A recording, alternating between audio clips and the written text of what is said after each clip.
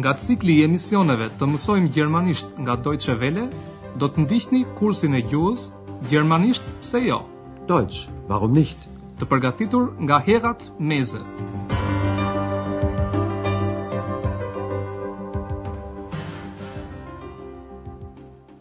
Liebe Hörerinnen und Hörer. Ja ku po takohemi sot në mësimin e 10 të pjesës së 4 të kursit të gjermanishtes në radio. Sot mund të ndiqni një reportazh nga Mecklenburg-Pomerania Perëndimore, një land federal që bën pjesë në Republikën Federale të Gjermanisë që prej vitit 1990. Ai është landi më verilindor I Gjermanisë dhe laget nga deti. Për këtë tërheq vëmendjen dhe titulli I mësimit të sotëm. Mecklenburg-Pomerania Perëndimore. Ujë dhe kantiere detare. Mecklenburg-Vorpommern. Wasser und Werften. Në pjesën e brendshme të Mecklenburg-Pomeranisë Perëndimore ka shumë liqene. Ndaj dhe stacioni I parë I Andreas është liqeni I mrekullueshëm Müritz, që bën pjesë në një zonë natyrore në mbrojtje, Naturschutzgebiet. Atje mund të gjesh shumë kafshë të rralla dhe bim, Pflanzen. Qetësia e natyrës ndikon edhe në ndjesinë e kohës për njerëzit që jetojnë këtu. Thuhet se gjithçka këtu ecën më qetë dhe më ngadalë. Le të dëgjojmë tani pjesën e parë të reportazhit të Andreas.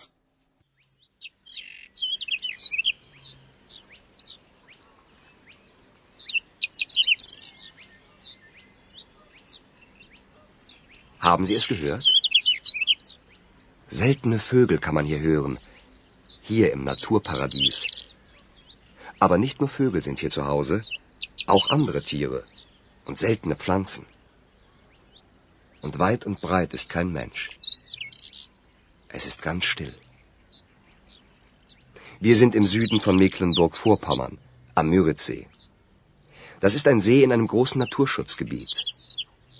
Hier kann man wirklich glauben, dass in Mecklenburg die Uhren anders gehen. Besonders langsam.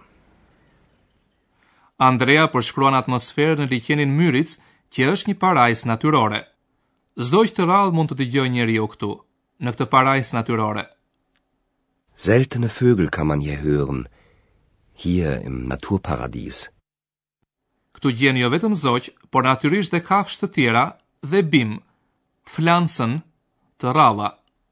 Aber nicht nur Vögel sind hier zu Hause, auch andere Tiere und seltene Pflanzen.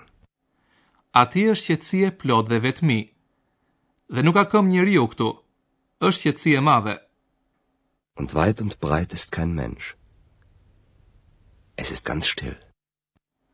Andrea ndodhet në brendësi të landit, në liqenin Müritz, një liqen shumë I madh në bregun lindor të cilit ndodhet zona më e madhe natyrore në mbrojtje e Gjermanisë. Wir sind im Süden von Mecklenburg-Vorpommern, am Müritzsee. Das ist ein See in einem großen Naturschutzgebiet.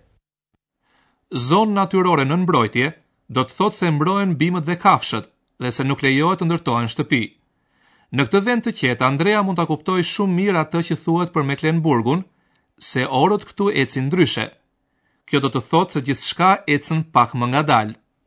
Hier kann man wirklich glauben, dass in Mecklenburg die Uhren anders gehen. Besonders langsam. Mecklenburg-Pomerania Perëndimore është landi me densinë më të vogël të popullsisë në Gjermani. Qytetet janë vendosur në distanca të mëdha nga njëri tjetri. Shumica e tyre janë shumë të vegjël. Në njërin prej këtyre qyteteve të vegjël shkon dhe Andrea. Ai shkon në Güstrow. Atje ka jetuar skulptori Bildhauer Ernst Barlach.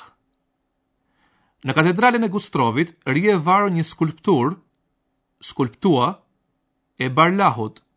Një ëngjëll që ripezull. Originalin prej bronzi nazistët e shkrin. Le të dëgjojmë për këtë Andrea. Wir sind weitergereist. Von der Natur zur Kultur. Nach Güstrow. Das ist eine der vielen kleinen Städte in Mecklenburg-Vorpommern. Güstrow wurde berühmt durch den Bildhauer Ernst Barlach. Im Dom von Güstrow hängt eine Skulptur. Ein Engel schwebt dort. Ein Friedensengel. Die Skulptur wurde von den Nazis eingeschmolzen. Heute hängt eine Kopie von diesem Engel in dem Dom. Skulptori Ernst Barlach, që ka jetuar prej 1870-s deri më 1938, banonte në Güstrow. Prania e tij atje ndikoi që dhe ai qytet të bëhet i famshëm. Güstrow wurde berühmt durch den Bildhauer Ernst Barlach. Në vitin 1927, Barlahu realizoi skulpturën e tij të famshme, Luhaci, një ëngjëll i cili është varur në drejt peshim në katedralen e Güstrowit. Kjo skulpturë ishte vepra e parë kundër luftës së Barlahut. Ndaj Andrea thot: "Në katedralen e Güstrowit rivarur një skulpturë. Atje luhatet një ëngjëll paqeje." Im Dom von Güstrow hängt eine Skulptur. Ein Engel schwebt dort, ein Friedensengel. Në kohën e nazistëve, Barlahun si dhe shumë artistë të tjerë i konsideruan si jo gjerman. Veprat e këtyre artistëve u ndaluan dhe vetë artistët u përndoqën. Shumë emigruan ndërsa Barlahu qëndroi në Gjermani.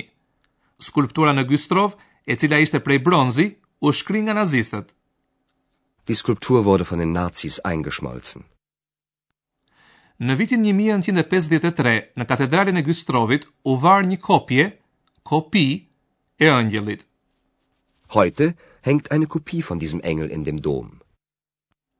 Nga Güstrowi udhëtimi vazhdon në veri, në bregdetin e Mecklenburg-Pomeranisë Perëndimore, në qytetin e mrekullueshëm të Rostokut. Rostoku është pjesëtar i lidhjes Hanse. Lidhja Hanse ishte një lloj federate, bund, apo shoqat të qyteteve dhe tregtarëve që kishin siguruar veçanërisht në shekullin e 13 dhe të 14 një monopol tregtie dhe liri qarkullimi në disa rrugë detare. Vetëm pjesëtarët e lidhjes Hanse kishin të drejtë të shfrytëzonin rrugë të caktuara tregtare. Në porte shpesh ata liroheshin nga pagimi i taksave doganore. Le të ndjekim Andrean. Wir sind in Rostock, einer Hafenstadt im Norden. Man sieht heute noch, dass Rostock früher einmal eine blühende Stadt war. Rostock gehörte seit dem 13. Jahrhundert zur Hanse. Das war ein Bund von vielen Städten. Diese Städte hatten damals ein Handelsmonopol und waren deshalb sehr reich. Und natürlich gab es in dieser Zeit auch viele Seeräuber, wie etwa Klaus Störtebeker. Andrea ka vazhduar rrugën për në Rostock, që është një qytet port, Hafenstadt, në veri të Gjermanisë. Wir sind in Rostock, einer Hafenstadt im Norden. Shtëpitë e vjetra me breza drurit të tregtarëve të pasur dëshmojnë edhe sot për të kaluar në lulëzuar të Rostokut. Man sieht heute noch, dass Rostock früher einmal eine blühende Stadt war. Rostoku bënte pjesë që prej shekullit të 13 në lidhjen Hanse. Rostock gehörte seit dem 13. Jahrhundert zur Hanse. Lidhja Hanse ishte, siç e tham, një lloj federate apo bashkimi shoqat qytetesh, të cilat kishin hyrë në të për të mbrojtur më mirë interesat e tyre brenda dhe jashtë vendit. Das war ein Bund von vielen Städten. Këto qytete atëherë gëzonin një monopol tregtie, Handelsmonopol, dhe prandaj ishin shumë të pasura. Diese Städte hatten damals ein Handelsmonopol und waren deshalb sehr reich. Po natyrisht, në atë kohë nuk mungonin as piratët e detit, të cilët kapnin në përdete anije. Në veri të Gjermanisë edhe sot mbahet mend historia e piratit të famshëm Klaus Störtebeker. Und natürlich gab es in dieser Zeit auch viele Seeräuber, wie etwa Klaus Störtebeker. Por le të kthehemi në të tashmen. Deri në ndryshimet politike në Gjermaninë lindore, Rostoku ishte qendra e industrisë së ndërtimit të anijeve, Werftindustri, të Republikës Demokratike Gjermane. Sot ekzistenca e kësaj industrie është e rrezikuar, gefährdet, sepse vendet të tjera i ndërtojnë anijet shumë më lirë. Ja që thot Andrea.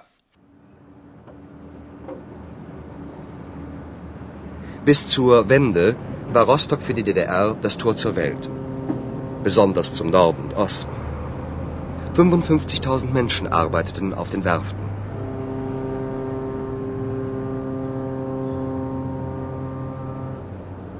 Heute ist die Werftindustrie gefährdet, weil in anderen Ländern der Schiffsbau nicht so teuer ist.